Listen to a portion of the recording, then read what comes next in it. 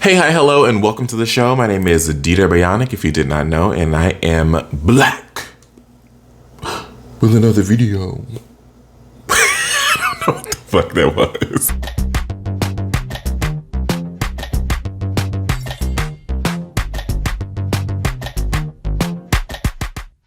All right, you all, it's Monday. You know what day of the week it is, and you know what time of the week it is. It's time for another movie review. And this week, I'm reviewing one of my favorite styles of film, claymation, with the new movie Wendell and Wild from the wicked mind of Henry Selick. You may know Henry Selick from such amazing, beautiful, stunning, spectacular, never the same. Totally unique, completely not ever been done before, unafraid to reference or not reference, put it in a blender, shit on it, vomit on it, eat it, give birth to it. Movies such as Coraline, which I'm rocking on my shirt today, one of my favorite movies, and my absolute favorite film of all time, Tim Burton's The Nightmare Before Christmas. I guess I had this revelation the other night where Nightmare Before Christmas and Death Becomes Her kind of flip-flop back and forth between my two favorite films of all time. Maybe I should do a nostalgia watch. Comment down below if you think I should do a nostalgia watch of both Death Becomes Her and Nightmare Before Christmas. I mean, I'm gonna watch them regardless of whether you want me to, but if you want me to like review them in a weird way, you know, let me know. Comment down below if you want me to do that. Anyway, let's get into the review. Obviously, there will be spoilers of the film Wendell and Wild ahead. So if you haven't seen it, pause this video, go watch it. It is on Netflix right now. And then come back and let me know what you thought and if you agree with my review. Without further ado, let's get into it, y'all. Jordan Peele and Henry Selick wrote the screenplay, and the film is apparently based on a book by Clay McLeod Chapman. I feel like I'm saying that middle name wrong, but you know, here we are. Me saying things wrong, groundbreaking. Laurels for spring. Groundbreaking. But so the film stars Lyric Ross, whom I don't believe I have seen in a film before. I do believe this is one of her. Oh my God. Okay, so she played Deja, which I have a soft spot in my heart. If you haven't listened to my song Reasons featuring my niece, Deja, my oldest, my firstborn niece, I love you so much. Listen to that song. It's right here for you to listen to, or over here. I never remember which side it's on, whatever. But the little link is up in the top for you to listen to my song Reasons with my niece, Deja. It's beautiful. But she played Deja Pearson on This Is Us for like 5 years. I remember I watched right up until she started on the show, I believe. And then I kind of fell off from watching This Is Us, which it stayed fantastic. As Kat, kind of the main character of the story, and she has green hair, first of all. I think I might know somebody that relates to having green hair. I'll wait. But she's got these giant green afro puffs, which I think is just iconic for a claymation character. Tim Burton said that black people don't fit his aesthetic, and that really broke my heart because I love Tim Burton's films, and I love claymation. I love that like really dark gothic aesthetic when it comes to claymation and really to films in general. I really do like a darker aesthetic, and that really fucking sucked. You know, it really, as an actor, as a creative, as a person who loves to consume media, specifically animated media, I really, really love. And growing up with Tim Burton's The Nightmare Before Christmas, I mean, like, I don't know if y'all can see, I have a whole shrine to The Nightmare Before Christmas. One of the main actors, the voice of Oogie Boogie, Ken Page, one of my heroes, is from St. Louis. I've had the pleasure of meeting him. Like, this is totally tangential, but like, it totally really fucked my mind when I heard him say that, because like black people are the aesthetic. Like, we are the blueprint. Like, I don't understand how we could not fit that dark gothic aesthetic when, I mean,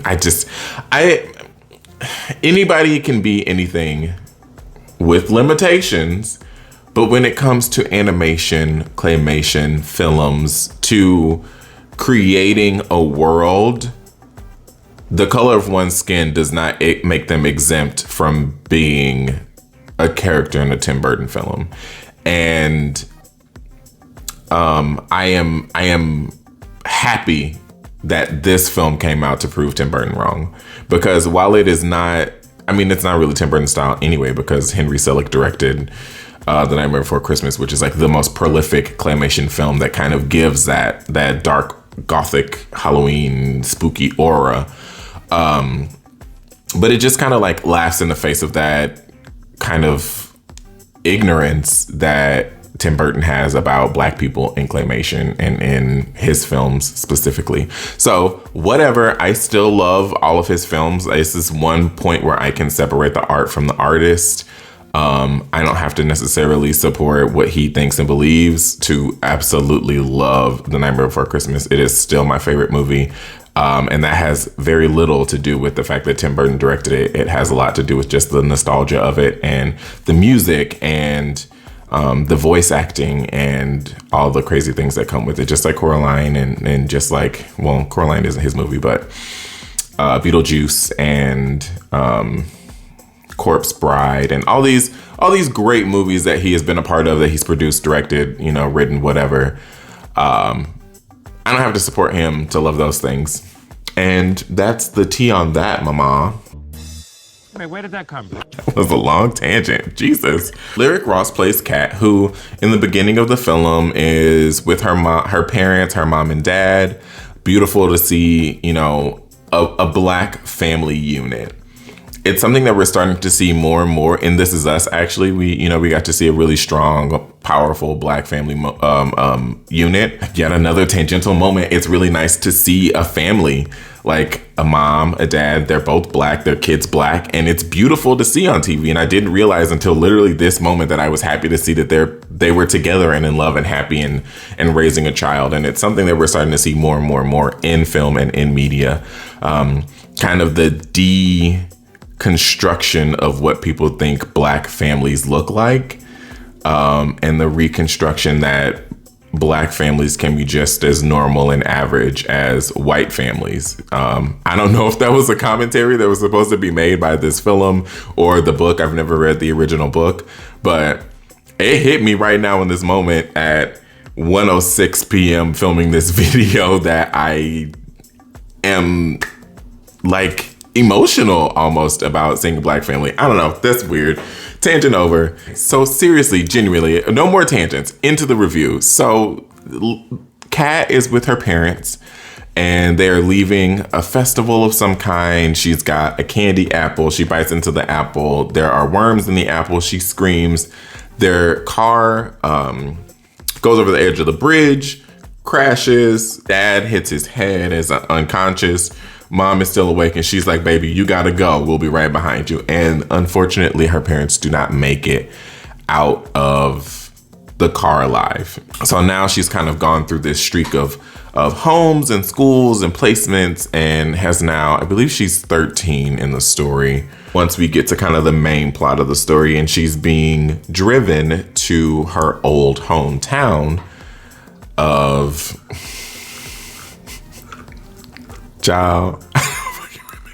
Rust Bank. There we go. She's driven back to Rust Bank by her kind of caretaker, this character that's kind of in the movie for a moment and then kind of gone. But another great moment of representation, this native character played by Tantu Cardinal. She plays Miss Hunter. I'm not certain, but they play Miss Hunter. They, are talking to her and kind of being like, hey, this has to work out this time. And it's this school for girls. It's called what is the name of the academy? Okay, I can't seem to remember or find the name of the academy, but whatever. So she's driven back. She joins she is joining this Catholic girls' school in Rust Bank that's kind of headed by Klaxon Corp. It's 2 Ks and they better be glad it was only 2 Ks. Jesus, there's so many characters in this. I'm not used to doing shows with this many characters. Lane Klaxon, played by David Harewood, and Maxine Peake, who plays Irmgard Klaxon. This is going to be this is gonna be a journey trying to remember all these people's names. She gets there. She's dressed down until she gets into her room. She gets her uniform. She's got her piercings. She cuts her skirt up into this really like punk rock, very edgy style. She's got her big green afro puffs and her giant combat boots. And honestly, the aesthetic is giving tens. Like, it is really, truly, the whole look visually of this film was so beautifully created. The puppets articulate themselves so well. I just love claymation. I love claymation. I love everything about it. It is my favorite style of movie. So anyway, she meets these girls initially, and she has this like vision where a rock is going to fall onto Siobhan, who is the daughter of the Klaxon Corp head people, who, I'm sorry, Nicki stans, don't come after me, Barb, stay out of my comments, but the character looked like Nicki Minaj. It was giving pull up in the Sri Lanka. What? Pull up in the Sri Lanka. What? Y'all want what?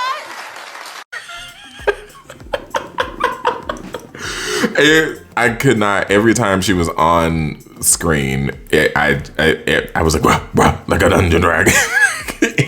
I'm sorry.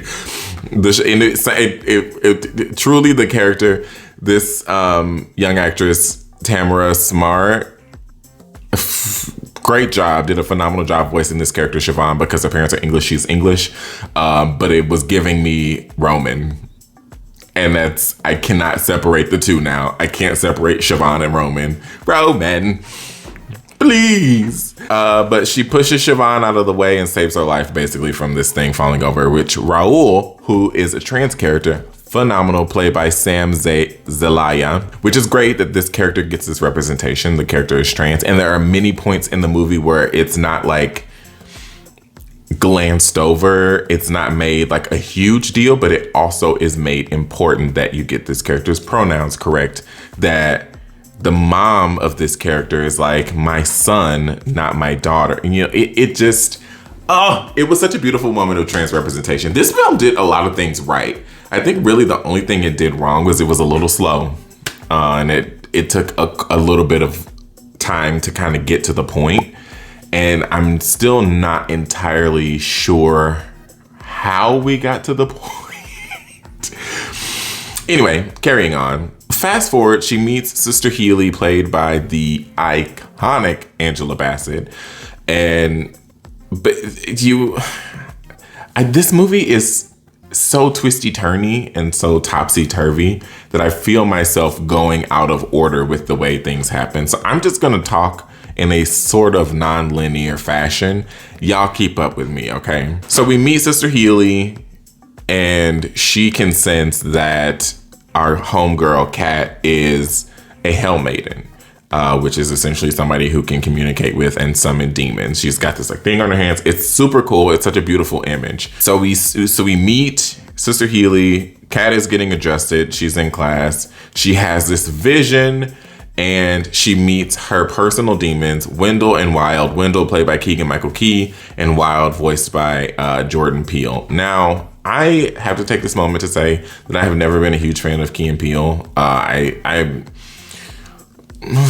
love Jordan Peele's films that have come out. Fantastic. Absolutely love that movie. Get Out, maybe I need to watch it again to get what the message was, but to me it was a little slow and not necessarily a horror film. And Nope was so all over the place that I was like, what am I watching? But Keke Palmer did a fantastic job in that movie. I don't give a damn what nobody says. Keke Palmer, Daniel Kaluuya carried that movie for sure. But this was a moment where like Key and Peele together doing kind of a comedy shtick with these two characters really worked for me. I really enjoyed their play together. Obviously, they've been partners in crime for a very long time, and they know each other very well, and their energy plays well even in animation, even when they are not visually on the screen together. When they're just talking through claymated characters, their energy shines through, and that is just the magic of being business partners with someone for so long. And they are these mischievous little demons who live on their dad's head. Buffalo Belzer, played by Ving Rhames. We stand Ving Rhames in this house. just as much as we stand Angela Bassett. There are some iconic voices in this movie. Father Bests, I gotta make sure I say that correctly, played by James Hong, who we absolutely stand. I'm not there yet. So we've met Wendell and Wild. They are the sons of this demon Belzer, who they live on his head and grow his hair back. And they find out they are trying to create their own. Belzer has this like carnival on his belly, a festival thing, and they're trying to create their own festival in spite of Belzer. Like, he's a mean, overlording father.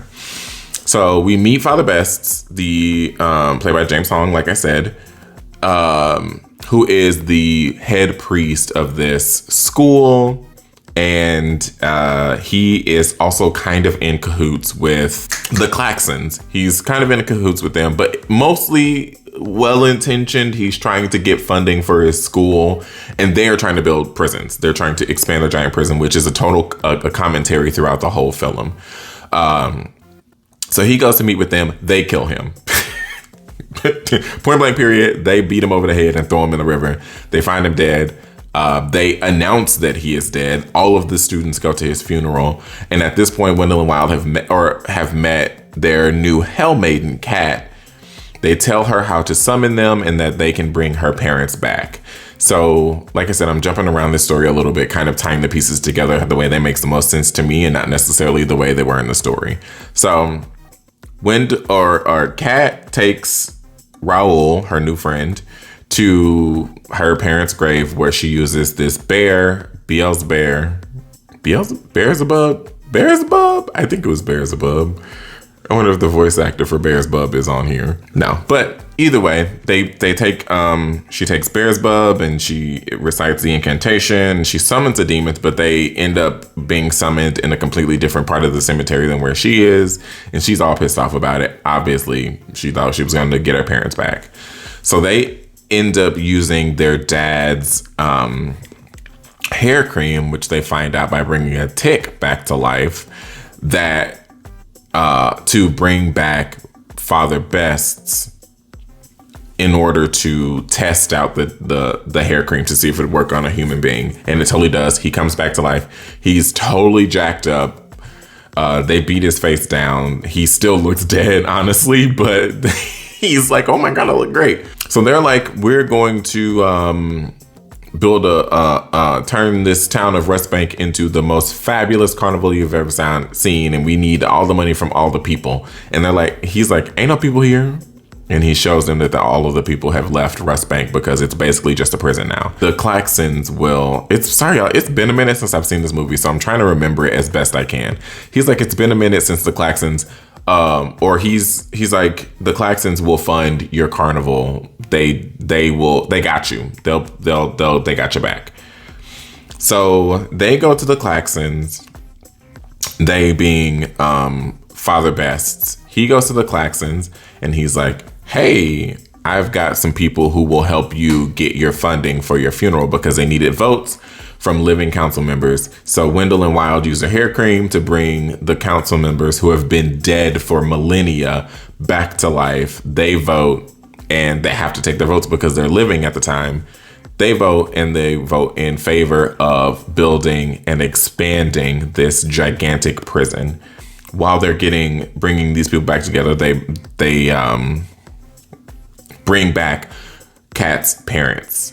Delroy, played by, which is such a black name. That is the blackest name I've ever heard in my life. Delroy, played by Gary Gatewood, and Gabrielle Dennis playing Wilma Elliott. So Delroy and Wilma are brought back to life. They're like, what the hell is going on? Not what the hell, they're very nice people. So they're like, what's going on? Kat's like, I got you back. I made a deal with some demons to bring you back. I'm a Hell Maiden. And they're like, whoa, that's crazy. You need to go save your friend Raoul, who has been taken away by Wendell and Wild. Siobhan finds out that her parents are basically just like lying, and they're not going to fund the school, and they're going to tear down the whole town and basically fill their prison with these girls, these wayward girls at this Catholic school, and even more people. Like, their whole point is to fill this prison and make more money, which is very much America right now. Filling prisons, making money on slave labor. All the while, Sister Healy, isn't that her name?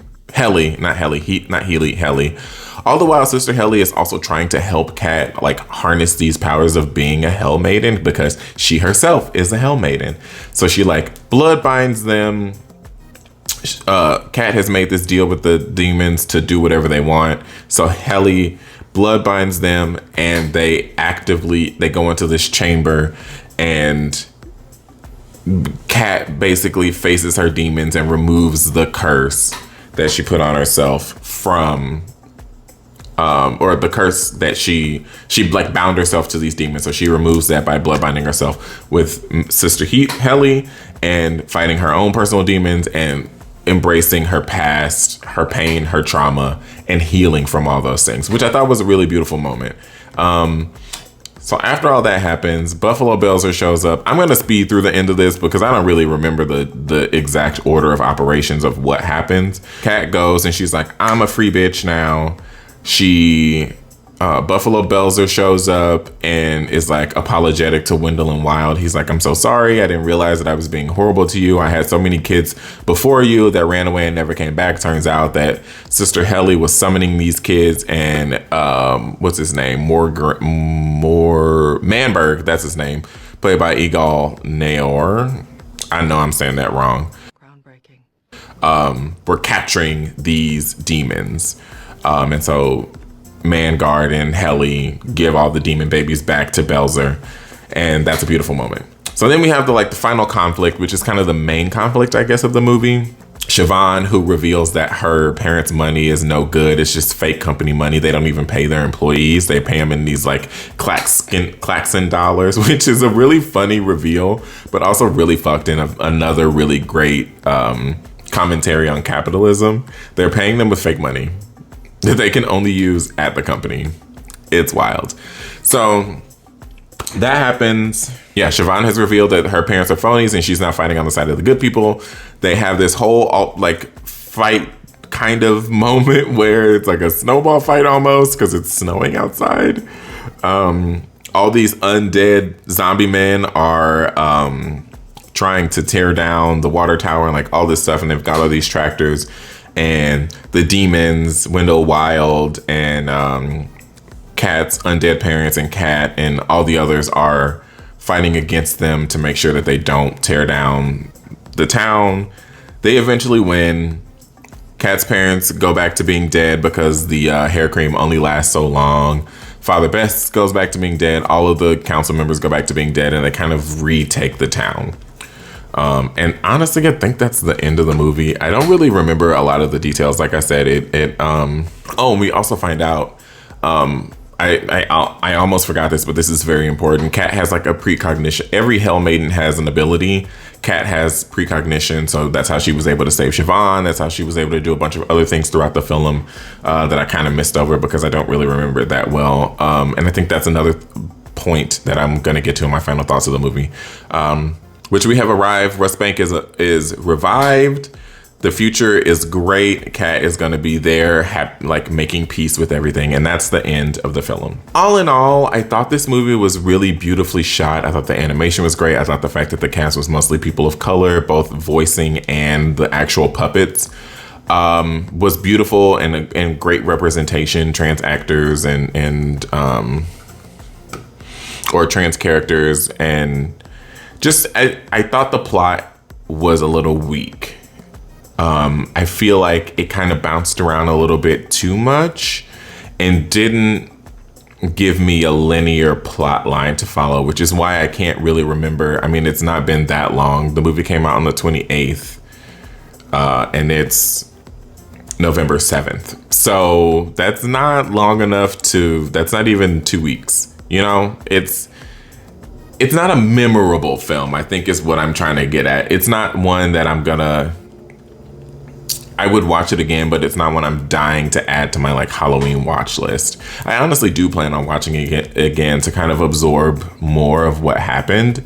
But on first watch, technically first and a half, because we watched it halfway through and then our internet cut out, which is maybe why I remember the front half of the movie a little more than the back half of the movie. But the back half of the movie just moves so fast and so many things happen kind of simultaneously that you're just like, what am I watching? And not even necessarily in a bad way, in kind of like middling, average, this movie is good, but I'm not really sure what I'm watching kind of way. I thought the voice acting was incredible from every single voice actor. I thought everybody did a really great job.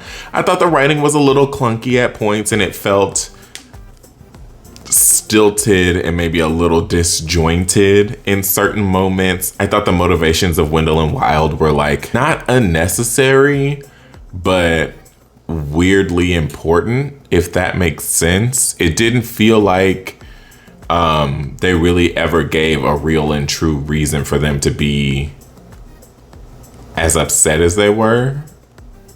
I think that's what I'm trying to say. I don't really know. It just didn't, like Wendell and Wild, the movie, they're like literally the titular characters.